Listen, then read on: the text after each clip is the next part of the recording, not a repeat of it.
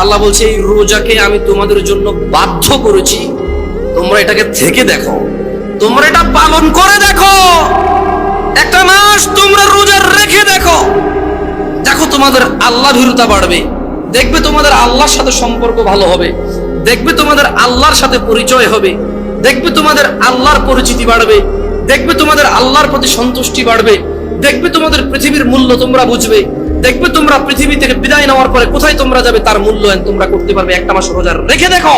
আল্লাহ বলছে যে ও ঈমান আনছো তো শোনো, এই রোজাটা এক মাস তোমার উপরে ফরজ এই জন্য করিনি যে তোমার কষ্ট হবে, এই জন্য করেছি যাতে তুমি তাকওয়াবান হতে পারো, যাতে তুমি আল্লাহ ভীরু হতে পারো।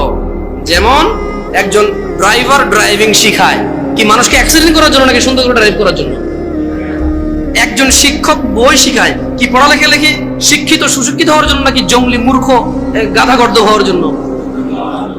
আল্লাহ বলছে, আমি আমার খুতবার শুরুতে 3টা আয়াত পড়েছিলাম, ইয়া আইয়ুহাল্লাযীনা আমানুত্তাকুল্লাহ, হে তোমরা যারা ঈমান এনেছো আল্লাহকে ভয় করো, হাক্কা তুকাতি, যেভাবে ভয় করা উচিত।